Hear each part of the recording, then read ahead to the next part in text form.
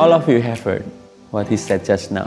From now on, choose your best place. Chase closeness. So aku encourage kalian semua untuk berlomba-lomba nih. Di ibadah kita duduk di depan semua. Karena di tempat itu, saya pastikan itu tempat terbaik dan tidak akan terganggu dengan hal-hal yang tidak esensi. Datang ke rumah Tuhan, datang ke baitnya dengan menaikkan ucapan syukur. Mendengarkan firman Tuhan, merenungkan firman Tuhan, dan kita berespon dengan tepat. Katakan yes pada firman Tuhan. Katakan amin pada firman Tuhan. Karena itu akan mengubahkan kehidupan kita. Firman Tuhan berkuasa dalam kehidupan kita. Jangan kiranya rasa kagum kita hilang pada Tuhan. Biarlah hati kita penuh dengan ucapan syukur.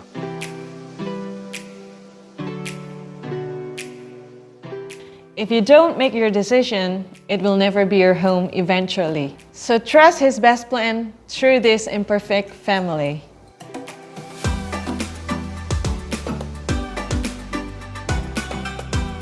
Cantik, alami, laku.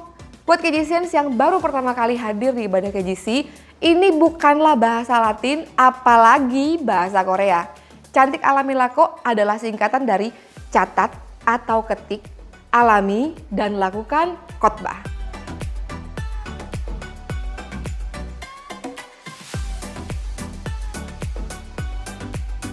Dengan mencatat atau mengetik khotbah berarti kita tidak mau kehilangan hal yang berharga itu. Kita simpan catatannya dan kita bisa baca kembali di rumah supaya benar-benar kita bisa mengalami firman lewat apa yang kita tulis.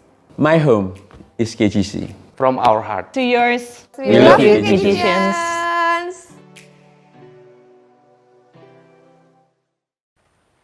Shalom KJCians, selamat datang di minggu ke-24 ibadah online KJC Surabaya. Meskipun sampai hari ini sudah 6 bulan kita belum bisa beribadah secara face to face, tapi saya yakin dan percaya hadirat Tuhan tidak terbatas oleh ruang dan waktu. Dan dimanapun KJCians sekarang berada untuk mengikuti ibadah online hari ini, hadirat Tuhan juga ada di sana bersama dengan KJCians. Dan saat ini juga adalah saat yang sangat tepat untuk KJCians boleh bagikan, share link ibadah online ini kepada teman, kerabat, kenalan KJCians supaya mereka juga bisa beribadah bersama-sama dengan kita pada sore hari ini di rumah mereka masing-masing. Nah, hari ini kita akan dilayani oleh Pastor Rendra Himawan, yaitu Rock Surabaya MC Coordinator. Nah, saya mendorong teman-teman KJCians untuk melakukan cantik, alami, laku, yaitu catat, ketik, alami, dan lakukan khotbah. Bagi saya pribadi, mencatat khotbah itu sangat penting karena memastikan kita fokus mengikuti khotbah tersebut, dan juga ketika kita mencatat khotbah tersebut, menyimpannya, suatu saat ketika kita membutuhkannya dalam situasi dan kondisi tertentu, kita bisa membukanya kembali dan bisa dikuatkan kembali.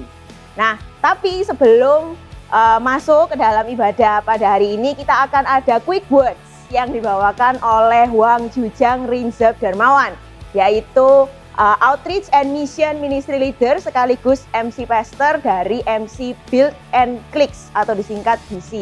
Nah, sudah excited ya? Sebelum kita mulai ibadah kita hari ini, mari kita berdoa terlebih dahulu. Kita berdoa. Tuhan Yesus Kristus, terima kasih Tuhan untuk kesempatan yang Kau berikan. Kami boleh sama-sama mengikuti ibadah online pada sore hari ini Tuhan. Tuhan tolong berkati kami, buka hati dan pikiran kami, biarlah kami boleh mengikuti ibadah ini dari awal hingga akhir dengan baik. Dan bisa kembali dikuatkan dan juga bisa kembali diarahkan sesuai dengan jalan Tuhan. Terima kasih Tuhan, berkati ibadah kami pada sore hari ini. Hanya di dalam nama Tuhan Yesus Kristus kami sudah berdoa dan mengucap syukur. Haleluya, amin. Shalom KJCians, quick words kali ini diambil dari 1 Petrus 1 ayat 23. Sebelumnya perkenalkan nama saya Wang Jujang. Mari kita buka sama-sama di 1 Petrus 1 ayat 23. Karena kamu telah dilahirkan kembali bukan dari benih yang fana, tetapi dari benih yang tidak fana oleh firman Allah yang hidup dan yang kekal. Isi pasal ini membahas tentang penebusan Kristus yang mulia dan membahas mengenai perubahan hidup yang terjadi dalam kehidupan orang percaya pada saat itu. Dan di ayat 23 ini, ia berbicara tentang rahmat-Nya yang begitu besar. sehingga Ia melahirkan kita kembali oleh karena kuasa kebangkitan Kristus Yesus dari antara orang mati. Jadi kita perlu tahu bahwa sebelumnya kita ini manusia yang diwarisi oleh nenek moyang kita, di mana kita ini tinggal dalam kuasa dosa. Dan seharusnya kita yang terima murka Allah, seperti itu. Tapi Bapa mengaruniakan putranya yang tunggal ke dunia supaya Dia menggantikan, Dia tukar murka yang harusnya kita terima. Dia yang terima di atas kayu salib. Dia berkorban di atas kayu salib, Dia mati dan Dia bangkit untuk menebus kita. Sehingga kita bukan lagi tinggal dalam murka kuasa dosa, tapi kita dipanggil sebagai putra kerajaan Allah. Amin. Dan sehingga kita nggak lagi tinggal atau hidup dalam kehidupan kita yang lama, dalam hidup yang fana, melainkan hidup dengan cara sesuai dengan firman Allah. Oleh sebab itu, kebangkitannya membawa iman dan pengharapan kita untuk menyucikan diri kita oleh ketaatan dan kebenaran berlandaskan firman Allah. Jadi bukankah kita sedang mengkalibrasi kehidupan roh kita dengan keserupaannya? Saya teringat di Mazmur 119 ayat 9 yang berkata, dengan apakah seorang muda mempertahankan kelakuannya bersih? Dengan menjaganya sesuai dengan firman Allah. Jadi kita sebagai anak muda, kita perlu sadari bahwa buat setiap kita Kejisians, kita masih tinggal dalam kehidupan daging kita. Kita masih tinggal dalam, sometimes kita tinggal dalam kehidupan jiwa kita. Tapi perlu kita tahu bahwa kita sebagai anak muda, kita tidak bisa mempertahankan kelakuan bersih kita kepada Allah, kecuali Roh Kudus yang menuntun kita. Hanya Roh Kudus yang memampukan kita bisa mempertahankan kelakuan bersih kita kepada Allah. Sehingga kita nggak bisa, jangan lagi kita tinggal menuruti hawa nafsu kita, keinginan kita.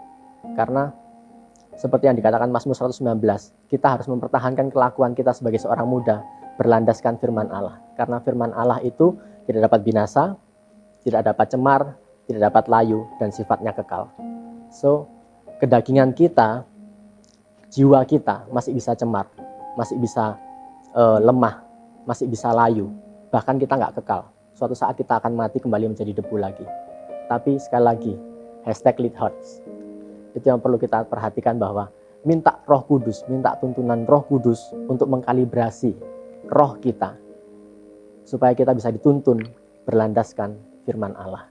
God bless you, Kejisians. Shalom Kejisian, let's raise hand. Sebab kasihnya mengubahkan saudara dan saya untuk menciptakan kebaikan Tuhan. Amin. Amin.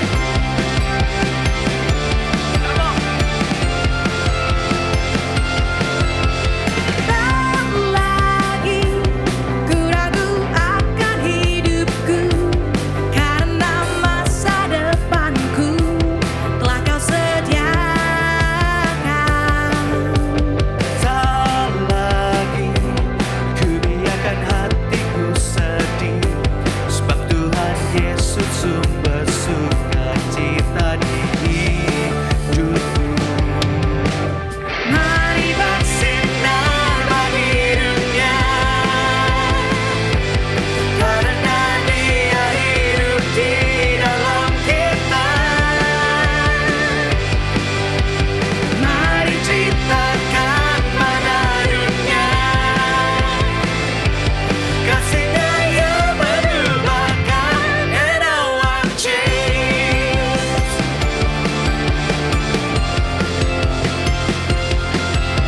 Haleluya, sebab kami mau nyatakan kami tidak ragu Tuhan. Tak lagi ku ragu akan hidupku, karena masa depanku telah Kau sediakan. Tak lagi ku biarkan hatiku sedih, sebab Tuhan Yesus sumber sukacita di hidupku. Mari bersinar bagi dunia, karena Dia hidup di dalam kita. Mari ceritakan pada dunia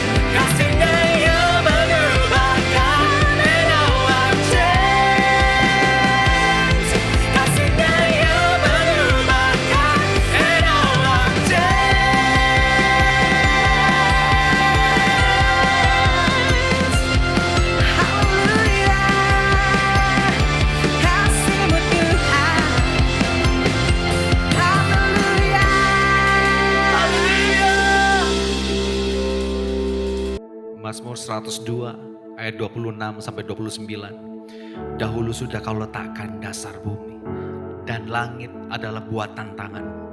Semua itu akan binasa, tetapi engkau tetap ada. Dan semuanya itu akan menjadi usang seperti pakaian. Seperti jubah engkau akan mengubah mereka, dan mereka berubah. Tetapi engkau tetap sama, dan tahun-tahunmu tidak berkesudahan.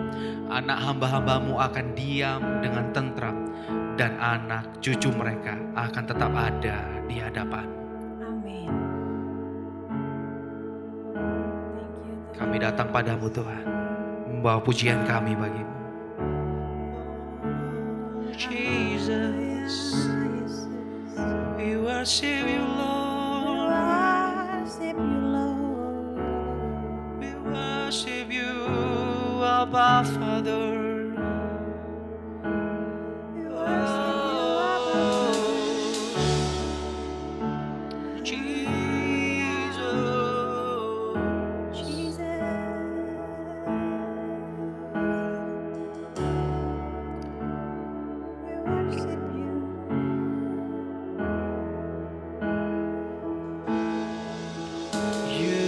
Life, you are love, you bring light to the darkness, you give hope, you restore every heart that is broken. Great are you, Lord. It's your breath in our lungs, so we pour out our praise. We pour out our praise. It's your breath in our lungs, so we pour out our praise to you only.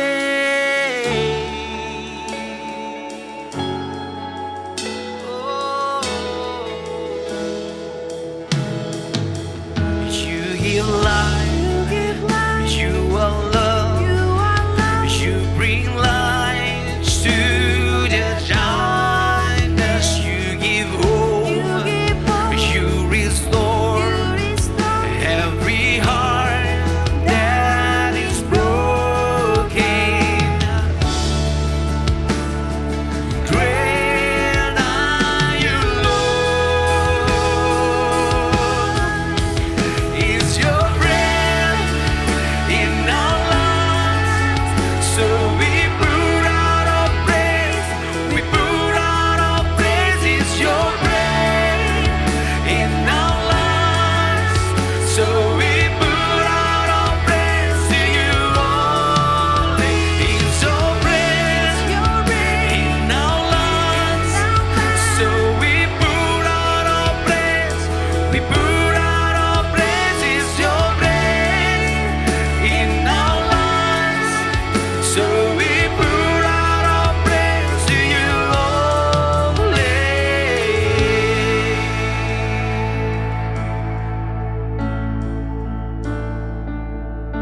Oh Jesus,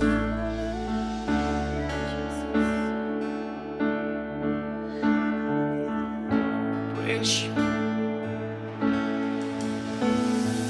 All the earth will shout your praise. Our heart will cry, these bones will sing. Great are you, Lord. All the earth will shout your praise. Our hearts will cry, these bones will sing. Great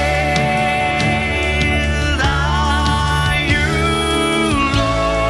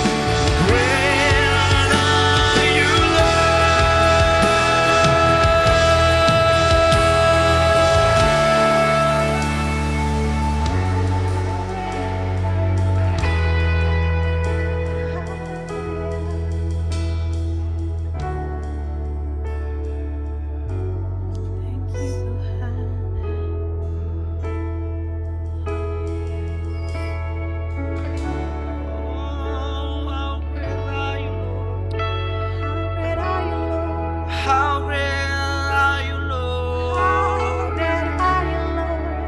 We worship you. We worship you, my God. We worship you, Lord. Worship your holy name. We cry, oh, holy, holy is the Lord.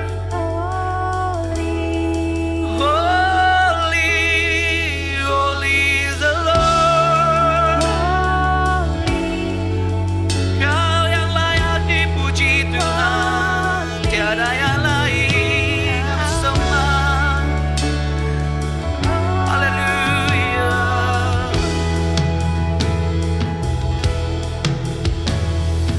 Oh, the earth will shout your praise. Our hearts will cry, these bones will sing. Great are you, Lord. Let's sing it, come on. Oh, the earth will shout your praise. Our hearts will cry, these bones will sing. Great are you, Lord. It's your breath in our lungs, so we put out our praise. We put out our praise. It's your breath in our lungs, so we put out our praise to you only. It's your breath in our lungs, so we put out our praise. We put out our praise. It's your breath in our lungs, so we put out our praise to you only. Great are you, Lord.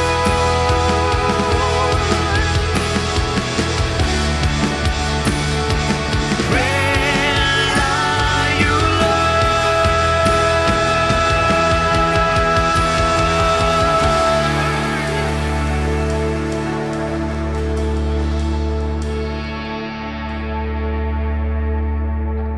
Terpuji namamu Tuhan.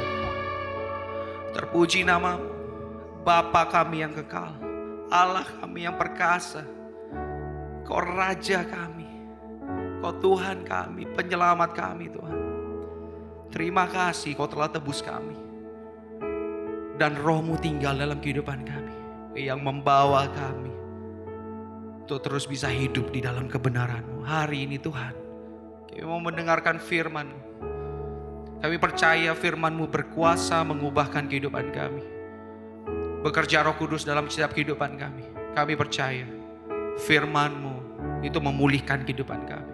Firman-Mu itu mengubah hati kami. Firman-Mu itu menegur kami dan membawa kami semakin serupa seperti Kristus. Kalibrasi hati kami sore hari ini Bapa. Roh Kudus bekerja dalam setiap kehidupan kami. Dan kami percaya terobosan terjadi dalam setiap kehidupan kami Tuhan. Kami siap mendengar firman.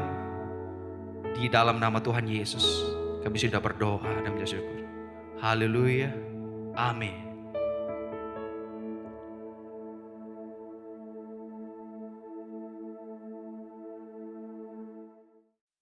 Shalom KJC Surabaya, puji Tuhan. Saya bersyukur untuk kesempatan yang diberikan untuk saya bisa sharing firman Tuhan di kesempatan hari ini. Saya berterima kasih untuk Home Pastor yang sudah memberikan kesempatan untuk saya bisa sharing hari ini. Dan kita melanjutkan pesan yang sudah minggu lalu disampaikan oleh Ko Andrew. Kita belajar dari Efesus 1. Saya lanjutkan ayat 15 sampai 23 yang di dalamnya berisi tentang doa Paulus ya.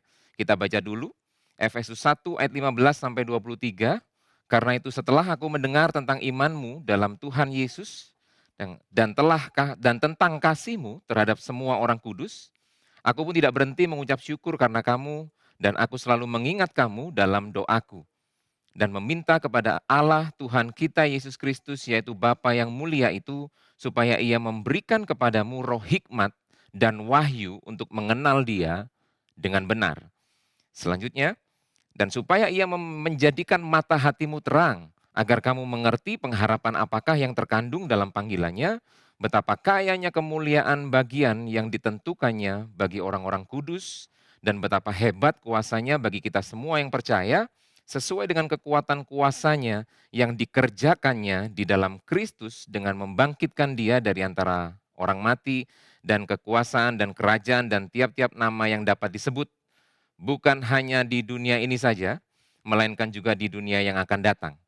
Ayat 22, dan segala sesuatu telah diletakkannya di bawah kaki Kristus dan telah diberikannya kepada jemaat sebagai kepala dari segala yang ada, jemaat yang adalah tubuhnya, yaitu kepenuhan dia yang memenuhi semua dan segala sesuatu. Nah, dari ayat-ayat yang kita baca, saya menarik ada 3 yang menjadi dasar atau pokok doa Paulus yang kita akan belajar dari sana, bahwa memang latar belakang dari ayat-ayat ini adalah ketika kita memahami kekayaan kita seperti yang kemarin, Crazy Rich Christian yang sudah disampaikan minggu yang lalu, dan kita nyambung hari ini melalui doa Paulus, kita tidak cuma sekedar memahami, tapi bagaimana kita mengenal, tidak cuma mengenal, bagaimana kita memahami peran Roh Kudus dalam hidup kita, sehingga kita nggak cuma sekedar mengerti, memahami, tapi kita mengalaminya dalam kehidupan kita. Dan waktu kita mengalaminya dalam kehidupan kita sehari-hari, saya percaya nama Tuhan nggak bisa dihentikan untuk terus dipermuliakan melalui kehidupan kita. Jadi KGCN kita akan belajar 3 poin saja untuk hari ini dari pokok doa Paulus. Yang pertama, saya menyebut di sana doa Paulus yang pertama buat kita semua adalah supaya ia memberikan kepada kita roh hikmat dan wahyu. Dari ayat 17 di sana dikatakan begini, dan meminta kepada Allah Tuhan kita Yesus Kristus, yaitu Bapa yang mulia itu, supaya ia memberikan kepadamu roh hikmat dan wahyu untuk mengenal dia dengan benar. Yang pertama, Paulus berdoa supaya kita semua itu diberikan, kita semua mendapatkan roh hikmat dan wahyu. Itu yang jadi doanya Paulus buat kita semuanya. Kenapa ini penting? Karena hanya roh hikmat dan wahyu saja yang bisa membuat kita mengenal Allah dengan benar. Karena tujuan dari pokok doa yang pertama ini ayat ini disambung dengan roh hikmat dan wahyu untuk mengenal dia dengan benar. Tanpa Roh Kudus, sehebat apapun kita, apapun posisi kita, percaya lagi nih, kita nggak bisa kenal Tuhan dengan benar. Tanpa Roh Kudus ada di dalam kita. Nah, kemarin Roh Kudus disampaikan bahwa Roh Kudus itu jaminan untuk kita menerima seluruhnya. Roh Kudus itu jaminan sebagian untuk kita menerima seluruhnya. Nah, hari ini kita belajar bahwa Roh Kudus itu yang membuat kita bisa mengenal Tuhan dengan benar. Bagaimana kita mengenal Tuhan dengan benar? Yang pertama memang perlu peran Roh Kudus, sehingga waktu kita baca firman Tuhan, waktu kita memahami firman Tuhan, itu kita nggak memahami dengan pengertian kita sendiri. Karena bahaya sekali kalau kita mengukur firman Tuhan dengan pengertian kita sendiri, nggak bisa. Ayat yang lain berkata begini, jangan kita bersandar kepada pengertian sendiri. Karena kita nggak akan bisa mengerti betapa luar biasanya Tuhan kita dalam kehidupan kita. Jadi mengenal Tuhan dengan benar, bagaimana caranya? Perlu peran Roh Kudus, sehingga kita memahami firman Tuhan tidak berdasarkan pengertian kita sendiri, sehingga kita menemukan pribadinya dan kehendak Tuhan melalui setiap firman Tuhan yang kita baca. Jadi waktu kita baca, kita perlu peran Roh Kudus. Kami di Komsel, ya kebetulan karena saya pegang Komsel untuk Rock Surabaya, saya menyerukan ke semua GKM untuk kita mulai gemborkan atau aktifkan yang namanya Devotional Life. Devotional Life tentang bagaimana kita memiliki pembacaan Alkitab. Ya, setiap hari kita komitmen untuk baca Alkitab setiap hari. Karena melalui pembacaan Alkitab itulah kita bisa mengenal Tuhan dengan benar. Firman Tuhan yang kita baca itu bisa membuat kita memahami. Karena dari firman Tuhan itu kita akan menemukan pribadi, nggak cuma pribadi Tuhan, tapi kita juga menemukan kehendak Tuhan. Nah, bagaimana kita mengenal dia adalah waktu kita tundukkan kehendak kita, itu di bawah kehendak Tuhan. Bukan tentang kehendak kita, tapi kehendak Tuhan. Jadi kita mungkin berpikir bahwa menurut saya ini yang terbaik, menurut saya pokoknya mesti seperti ini. Nah, kadang-kadang kita harus mengerti bahwa kehendak Tuhan itu lebih dari apa yang kita pikir baik dalam hidup kita. Kehendak Tuhan itu lebih dari apa yang kita pikir terbaik dalam kehidupan kita. Jadi kita harus belajar untuk menundukkan kehendak kita di bawah kehendak Tuhan melalui firman Tuhan yang kita baca. Yang kedua, bagaimana kita mengenal Tuhan secara benar, mengenal Tuhan dengan benar, kita perlu kerendahan hati atau teachable spirit ya, sehingga kita selalu melihat firman Tuhan yang kita terima itu untuk kita. Seringkali waktu kita jengkel sama seseorang, bahkan saya menyebutnya jengkel pol dengan seseorang itu, waktu kita terima firman Tuhan gampang sekali kita tuh berpikir begini, ini firman Tuhan mestinya cocok buat itu. Mestinya dia harus dengar firman Tuhan ini. Nah, kadang-kadang kita sulit sekali dalam kondisi-kondisi tertentu, kadang-kadang kita sulit sekali menerima bahwa firman Tuhan itu berbicara buat saya harusnya. Saya yang harus introspeksi diri saya. Firman Tuhan datang kepada saya harus melihat diri saya harus bercermin dengan firman Tuhan yang saya dengar. Saya bercermin tentang seberapa serupa saya dengan Kristus. Seberapa sempurna saya dibandingkan dengan firman Tuhan ini. Atau ada hal-hal yang harus saya perbaiki. Karena kalau kita bercermin kan kita selalu melihat hal-hal apa yang kurang rapi dari saya. Mungkin kancing lepas, mungkin rambut jeprak sebelah atau seperti apapun lah. Tapi kita akan belajar waktu kita lihat cermin, kita berusaha supaya kita lebih ganteng dari sebelumnya. Yang setuju bilang amin. Lebih ganteng dari sebelumnya, kita perbaiki sisir yang rapi dan sebagainya. Demikian juga waktu kita dengar firman Tuhan. Firman Tuhan itu seperti cermin yang membuat hidup kita harusnya lebih serupa Kristus. Kita akan dapatkan the truth atau kebenaran yang sejati itu kalau kita Tuhan dengan benar. Jangan dengan paradigma kita, jangan dengan pemikiran kita sendiri, tapi kita belajar, kita tangkap Tuhan mau apa. Apa sih kehendak Tuhan di balik semuanya ini. Nah, mengalami, arti yang kedua, mengenal ya. Tadi mengenal itu perlu peran Roh Kudus, yang itu membuat kita mengerti kehendak Tuhan melalui firman Tuhan, lalu kita perlu kerendahan hati membuat kita belajar, dan kita juga perlu mengalami firman Tuhan dalam kehidupan kita. Ini lebih dalam dari sekedar membaca. Kita mengalami dalam kehidupan sehari-hari. Karena itu saya percaya begini, kenapa orang bisa bosan baca Alkitab? Karena dia nggak ngalami apa yang dia baca. Kenapa orang suka sama satu lagu misalnya? Ada orang suka banget sama sebuah lagu.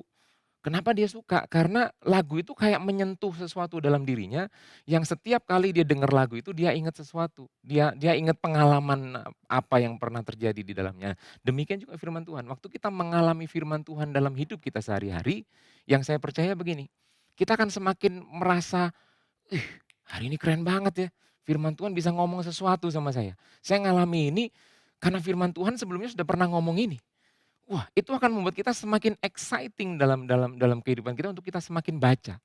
Firman Tuhan hari ini ngomong apa ya? Firman Tuhan hari ini ngomong apa ya? Nah, itu membuat kita semakin exciting. Kita mengalami sesuatu dalam kehidupan kita dan kita mendapatkan rema. Something pop up gitu. Kita ngalami sesuatu tiba-tiba, iya, aku kemarin baca ayat ini loh. Atau aku kemarin dengar firman Tuhan tentang ini. Iya ya.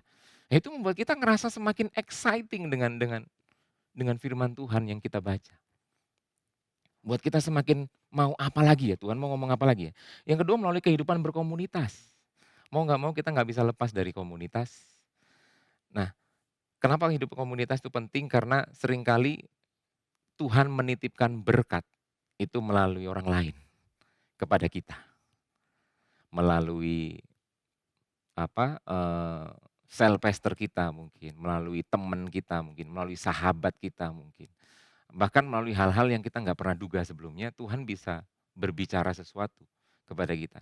Sebab itu kita perlu mengenal Tuhan dengan benar, baca firman Tuhan, baca Alkitab, peran Roh Kudus penting dalam hidup kita dan kita mengalaminya dalam kehidupan kita sehari-hari. Makanya kenapa orang bisa punya rema, bisa dapat rema, karena dia sudah baca firman Tuhan. Kan baca itu kayak ngisi peluru dalam hidup kita. Nah, waktu ada something terjadi kayak dar gitu. Pelurunya meledak dan itu membuat kita mendapat sesuatu yang boom gitu. Nah, itu yang membuat kita semakin exciting untuk belajar firman Tuhan, untuk baca firman Tuhan, untuk mencintai firman Tuhan, untuk kita mengenal Tuhan dengan benar. Nah, penting bagi kita kalau kita sudah tahu ada Roh Kudus dalam hidup kita perlu aktivasi ya. Di dalam perjalanan kita waktu tadi ya, di ayat yang 17 meminta kepada Allah, Tuhan kita Yesus Kristus yaitu Bapa yang mulia itu supaya ia memberikan kepadamu roh dan wahyu. Tujuannya apa? Untuk mengenal Dia dengan benar. Nah, tujuan ini dalam perjalanan kita menuju tujuan mengenal Tuhan dengan benar ini, kita perlu aktivasi Roh Kudus dalam hidup kita. Waktu Roh Kudus berperan, kita baca Alkitab nggak cuma sekedar baca.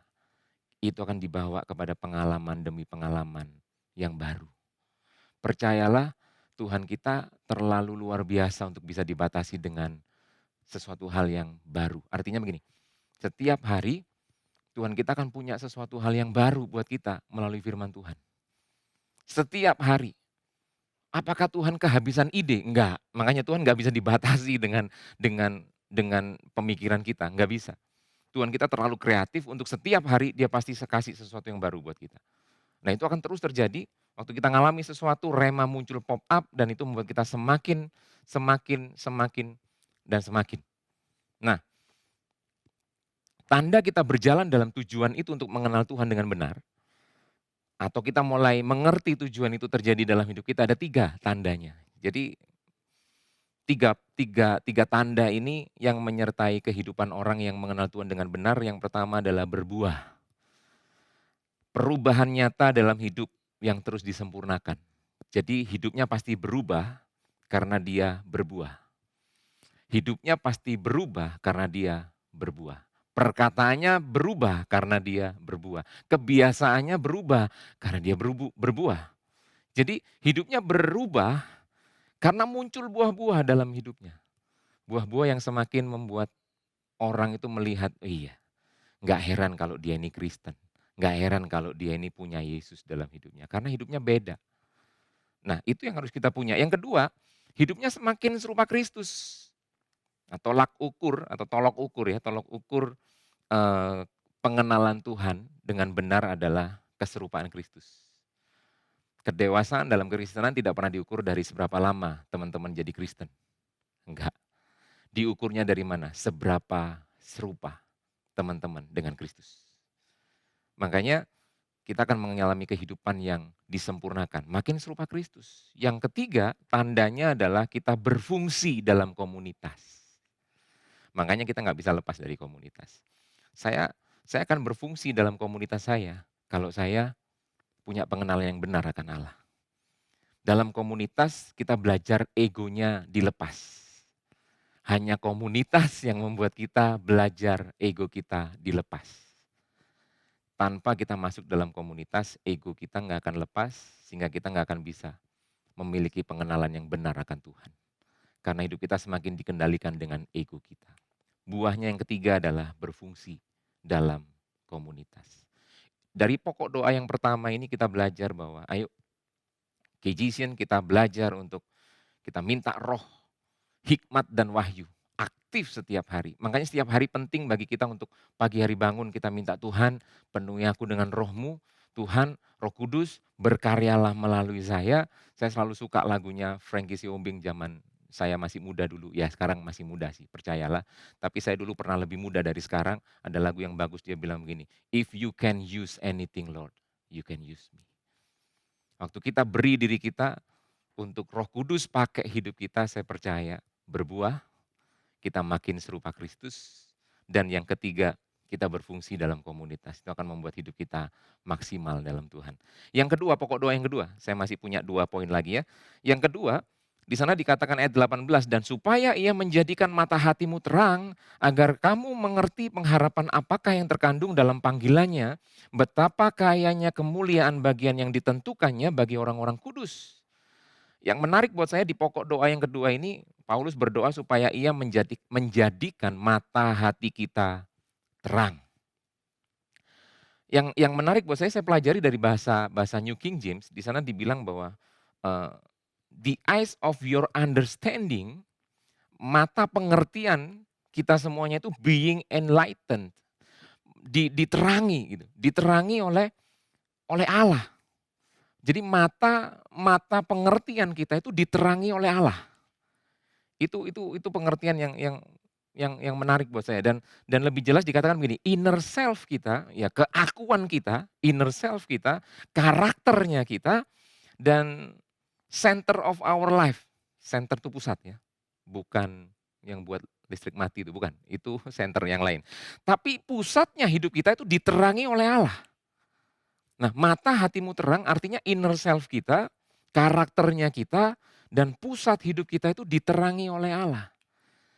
Saya kalau gambarkan secara lebih gambar gitu ya, di PowerPoint saya ada gambarnya. Mata, misalnya bayangkan sebuah mata, ketika mata ini gelap, ada tanda negatif di dalamnya. Ketika mata ini gelap, maka yang ada adalah gelap. Kalau mata kita gelap, kita akan melihat segala sesuatunya dengan gelap. Kacamata ini kalau hitam, sekalipun saya ngelihat warna putih, putihnya kehitam-hitaman. Iya kan? Kita lihat warna merah, merahnya gelap, merah kehitam-hitaman. Karena kacamata kita hitam. Nah, sebuah mata kalau dia negatif, yang ada hanyalah gelap. Nah, Alkitab katakan begini, hendaklah atau supaya dia menjadikan mata hatimu terang. Supaya dia menjadikan mata hatimu diterangi oleh Allah. Jadi mata ketika ada minus di dalamnya, ternyata ada garis vertikal lagi di atasnya. Jadi bukan plus, tapi salib. Jadi di dalam mata hati kita itu ada Kristus di dalamnya. Diterangi oleh Allah kan. Diterangi oleh, jadi ada tanda plus di situ. Di PowerPoint saya bisa dilihat nanti. Jadi ada tanda plus di sana, maka kata gelapnya masih ada. Tapi gelapnya nggak cuma gelap.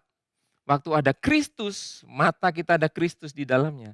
Maka kata-kata yang ada bukan gelap saja, tapi menjadi gelapnya malam. Membuat cahaya bintang terlihat indah di malam hari.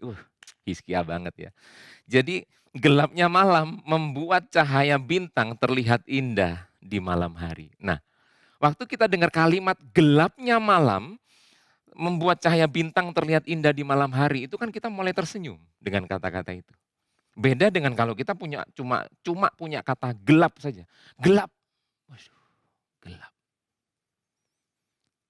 Teman-teman bisa tangkap maksud saya. Waktu mata hatimu gelap, yang ada cuma gelap. Tapi waktu mata hatimu diterangi oleh Allah, ada tanda salib di sana, maka gelapnya masih ada sih. Tapi kita akan bisa melihat gelap itu sebagai sesuatu hal yang buat kita tersenyum. Yaitu apa? Gelapnya malam itu membuat cahaya bintang indah di malam hari. Bahkan yang waktu saya mempersiapkan ini saya temukan begini. Gelapnya hanyalah satu kata dari sekian kata yang lain yang membuat saya bisa melihat satu kalimat penuh dan itu membuat saya tersenyum sekalipun gelapnya masih ada. Bisa tangkap maksud saya. Nah, jadi inilah yang Paulus doakan buat jemaat di Efesus, buat kita semuanya saya percaya bahwa ayo kita buat mata hati kita itu diterangi oleh Roh Kudus, diterangi oleh Allah sendiri. Makanya poin pertama, doa pertama, roh hikmat dan wahyu itu ada dulu dalam kita. Roh hikmat dan wahyu akan membuat mata hati kita terang. Kita akan melihat segala sesuatu, sekalipun kelam, sekalipun gelap. Gelapnya masih kelihatan. Tapi yang terutama bukan gelap lagi yang kita lihat. Justru di balik gelap, kita bisa melihat begini. Ada sesuatu yang luar biasa yang Tuhan siapkan. Di balik gelap yang saya sedang alami sekarang. Makanya kita nggak akan kalah dengan gelap yang sedang menghadang di depan kita. Karena mata hati kita terang. Amin. Saya mau cerita satu pengalaman beberapa hari yang lalu. Waktu saya, Owen anak saya, dia sekolah online di rumah. Satu kali dia merasa sangat-sangat merasa apa ya. Karena ada self study, sekolah online ya di rumah. Ada self study, ada juga jam-jam dia harus kerjakan tugas gitu kan. Jadi dia mulai satu kali itu ngerasa capek dengan waduh dia kok mesti kerjain. Sampai akhirnya dia agak jengkel gitu. Ya mungkin kondisinya udah jengkel pola. Dia agak marah waktu itu. Cuman akhirnya saya dudukkan seperti biasa. Saya suka sekali dudukin anak saya. Bukan dudukin anak saya terus anak saya dudukin. Bukan. Saya ajak duduk untuk saya ngobrol dengan anak saya. Saya ngobrol dengan Owen dan akhirnya saya kasih pengertian. Ben, kamu bisa lihat nggak? Kalau kamu nggak kerjain sekarang, sesuatu yang kamu tunda sekarang. Jadi anak masih kelas 3 SD saya ajak ngobrol. Sesuatu yang kamu tunda sekarang, itu akan membuat kamu semakin berat di belakang. Anak saya mulai mikir, iya nggak? Kalau kamu nggak kerjain sekarang, artinya kamu kerjain nanti. Nanti itu bisa berarti karena memang tugas yang dia kerjain ini dikumpulkannya masih minggu depan sih. Cuman saya ngajari anak saya sama istri kami sepakat untuk jangan ditunda, kalau bisa sekarang ya sekarang, gitu kan. Lalu saya kasih pengertian dia begitu, kalau kamu tunda sekarang, itu nanti numpuk di belakang. Belum tentu begini, belum tentu besok nggak ada tugas, besok ada tugasnya lagi. Lah besoknya belum tentu nggak ada tugas lagi, artinya numpuknya kan semakin numpuk. Gitu kan. Lalu saya kasih dia pengertian, coba kalau misalnya kamu kerjain malam ini, atau besok waktu self study ada 1 jam, bukan 1 jam, 40 menit dia self study ada di jadwalnya, kamu kerjain waktu self study, kamu bisa selesai semua, Sabtu kamu punya waktu luang untuk kita bisa jalan-jalan mungkin, ya kan. Kami kalau bosan di rumah, kami jalan-jalan dengan sistem ke taman safari, ya, KGC. Ke taman safari maksudnya apa? Ya kita keliling Surabaya tapi kita semua di dalam mobil. Kita nggak keluar mobil. Jadi kita kayak ngelihat orang-orang, itu kan kayak di taman safari ya. Kita nggak turun, kita ngeliatin orang-orang itu sistemnya kita untuk melepas bosen di rumah. Jadi Sabtu kita bisa jalan-jalan, Sabtu kita bisa kemana gitu. Nah, cuman kalau Owen tumpuk itu, Sabtu mesti ngerjain, nggak bisa jalan-jalan. Oh iya ya Pak ya? Iya. Mau kerjain nggak? Oke sih, dia mulai semangat kerjain. Sampai satu kali tiba-tiba dia itu waktu sekolah, ini istri saya yang cerita karena saya pas kerja, pas ngantor, istri saya di rumah nemenin Owen siaran, nemenin Owen sekolah. Nah, ternyata gurunya itu kasih komplimen gitu ke Owen. Owen thank you gitu kan. Karena apa? Karena begini, ternyata Owen ini selalu menjadi pengingat buat teman-temannya. Jangan lupa loh, tuduhnya itu ada ini. Jangan lupa loh. Kenapa dia ingat? Karena dia sudah kerjain. Bahkan tidak jarang Owen tuh bantu temennya ngerjain. Waktu di breakout room, jadi Zoom kan kelasnya dibagi kelompok kecil gitu. Kayak Komsel ya, bagi kelompok kecil. Kelasnya dibagi breakout room, di situ dia bisa cerita sama teman-temannya. Ada yang nggak bisa, dia bisa ceritain, bantu temennya. Dan itu membuat Owen seneng. Membuat Owen sukacita. Sampai gurunya ngasih komplimen dengan dia say thank you sama Owen karena Owen banyak bantu di kelas. Itu membuat Owen itu wah gitu. Nah waktu istri saya cerita itu, Owen di sebelahnya istri saya dia sambil senyum-senyum gitu kan. Sampai akhirnya saya ngajak ngobrol Owen lagi, Wen sudah ngerti sekarang. Kenapa papa mama mau kamu kerjain sekarang? Kalau ada tugas. Iya Pak. Nah inilah gambaran bahwa mungkin bagi Owen, ngerjain tugas itu kayak sesuatu yang aduh kok mesti sekarang sih, kumpulin yang masih minggu depan, aduh kok itu sesuatu hal yang gelap buat dia. Tapi dengan pengertian yang kita taruh, kami orang tua mengambil peran dalam tanda kutip seperti Roh Kudus yang mengingatkan Owen. Jujur ya, kami pun tidak menyangka akan seperti itu buahnya. Sampai dikasih komplimen, sampai dikasih teman-temannya say thank you sama Owen. Ada salah satu yang bilang thank you ya Owen kamu bantu dan sebagainya. Kami tidak nyangka sampai seperti itu. Tapi itulah yang terjadi. Demikian juga dalam kehidupan kita, waktu kita melihat sesuatu gelap di depan kita, percayalah begini, kita cuma perlu aktivasi Roh Kudus lebih dalam hidup kita. Untuk kita ngelihat gini, di balik apa yang gelap di depan saya, itu ada gelapnya malam, membuat bintang indah di malam hari. Jadi nggak ada hal apapun yang membuat kita terlalu gampang untuk nyerah dengan kondisi kehidupan kita.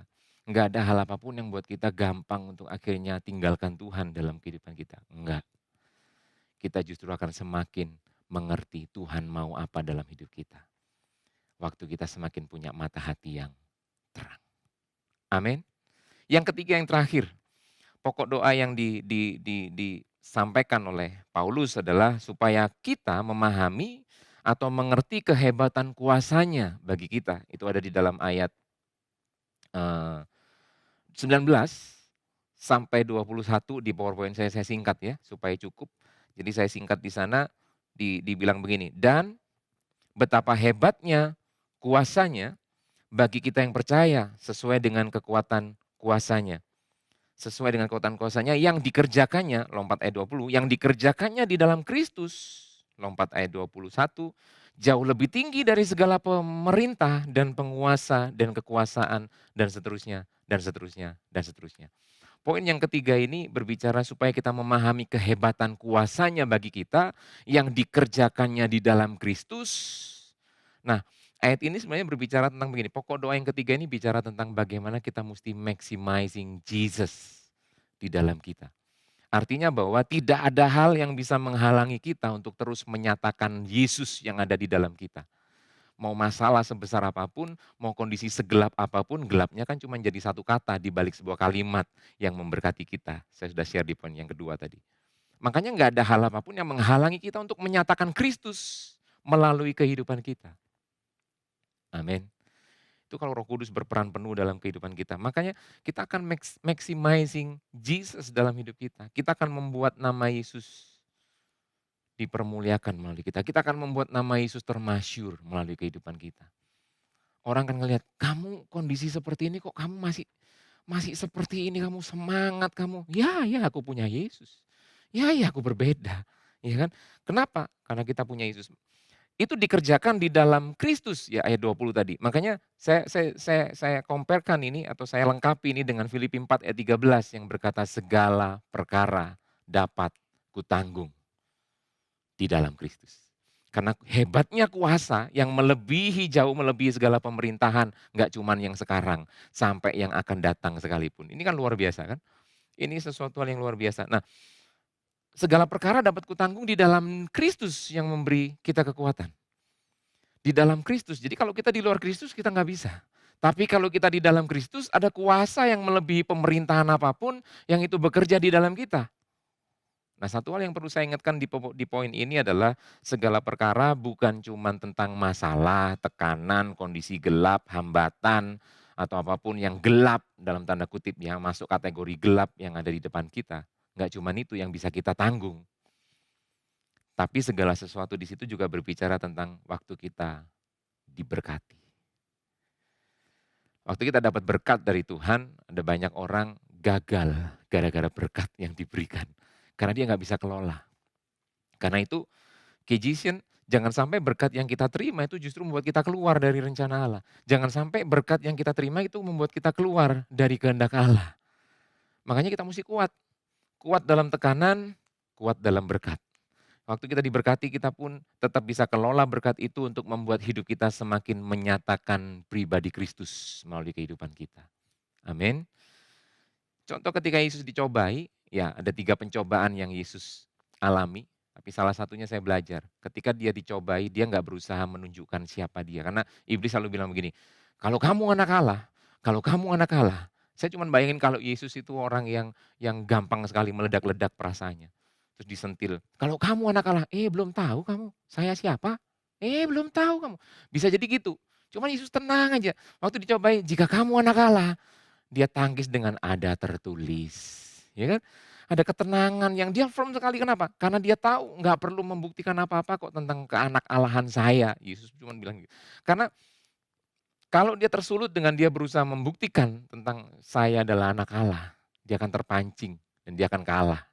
Tapi Yesus tenang sekali menghadapi semuanya. Dia bahkan ada tertulis jangan mencobai Tuhan Allahmu. Dia cuma mau menyatakan pribadi Bapa. Bahkan di tengah-tengah pencobaan-pencobaan yang dialami.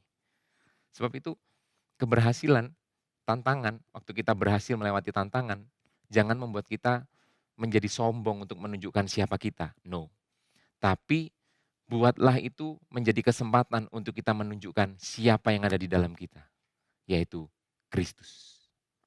Amin. Buatlah semua orang melihat di tengah kita bisa mengatasi tantangan kita sekalipun, nama Tuhan yang dipermuliakan, bukan nama kita.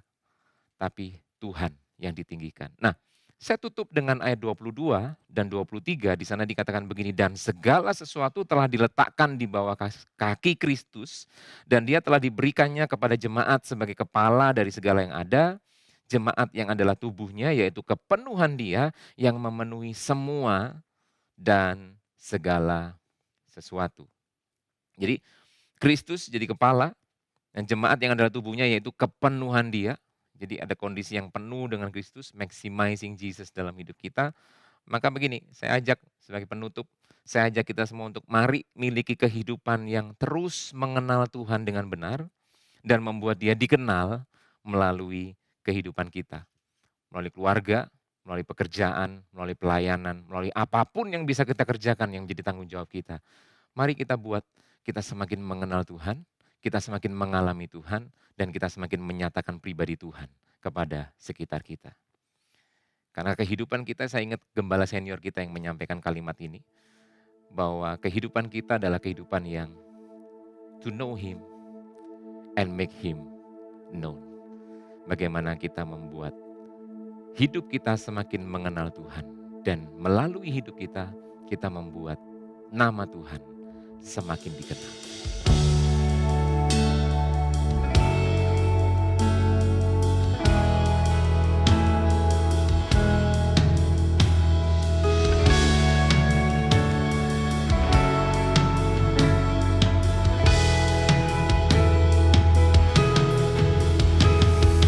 Holy, holy, shout your praise. Our hearts will cry, His bones will sing. Great are you, Lord. Holy, holy, shout your praise. Our heart will cry, His bones will sing.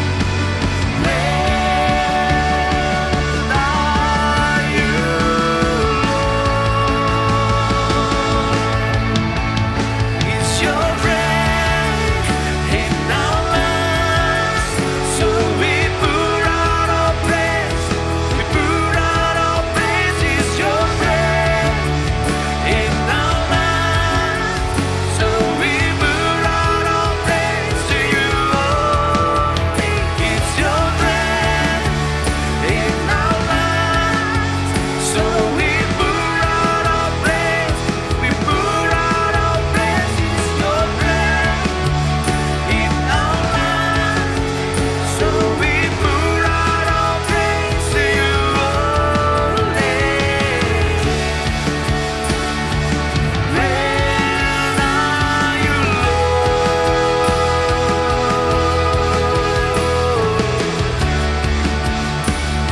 Oh, great are you,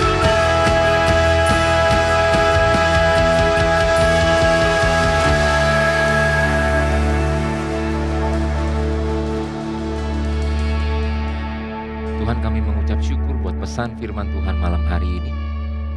Dan kami percaya ketika firman Tuhan berbicara buat kami mau meresponinya dengan segenap hati kami, dengan segenap hidup kami Tuhan. Dan kami mau melalui hidup kami Tuhan, yang kami semakin mengenal Engkau, hari ke hari yang kami lewati, kami semakin mengenal Engkau, dan apapun yang kami alami itu menjadi kesempatan untuk kami membuat nama-Mu termasyhur, membuat nama-Mu dipermuliakan melalui kehidupan kami. Terima kasih. Ini kami Tuhan, pakai kami, dan biar Roh Kudus-Mu penuh atas kami, sehingga melalui kekuatan Roh Kudus yang ada dalam hidup kami sanggup menyatakan kemuliaan-Mu nyata Tuhan. Terima kasih. Kami bersyukur buat ibadah kami, Kau sudah sertai mulai awal, pertengahan, hingga akhir, dan kami percaya setelah ibadah kami selesai pun kami kembali dengan setiap tanggung jawab kami di marketplace dimanapun kami berada. Kami percaya kami memaksimalkan Yesus yang ada di dalam kami. Terima kasih Tuhan, berkat-Mu buat setiap kami. Mari kita angkat tangan kita, biarlah berkat Allah Bapa di dalam nama Yesus, persekutuan dengan Roh Kudus menyertai, membimbing, melindungi, memberkati kita semuanya, membuat kita menjadi orang-orang muda yang kuat. Firman Allah diam di dalam kita semua dan kita mengalahkan yang jahat. Semuanya untuk satu tujuan, nama Tuhan dipermuliakan melalui kehidupan kita. Di dalam nama Yesus semua yang diberkati Tuhan, mari bersama katakan amin. Tuhan memberkati. Thank you for joining us today, KGCers. Dan seperti yang kita sudah dengar dari sermon oleh Pastor Rendra Himawan tadi, miliki kehidupan yang mengenal Dia dengan benar dan membuat Dia dikenal melalui kehidupan kita. To know Him and make Him known. Nah, apa yang sudah teman-teman KGCers dapatkan dari sermon hari ini? Silakan KGCers boleh bagikan di Instagram pribadi masing-masing. Jangan lupa tag dan mention @KGC Surabaya. Dan next week preacher kita adalah pastor kita bersama KJC Home Pastor, yaitu Pastor Hizkia Setiawan. Oke, jadi jangan lupa untuk ikut ibadah online minggu depan dan see you guys next week. Bye-bye.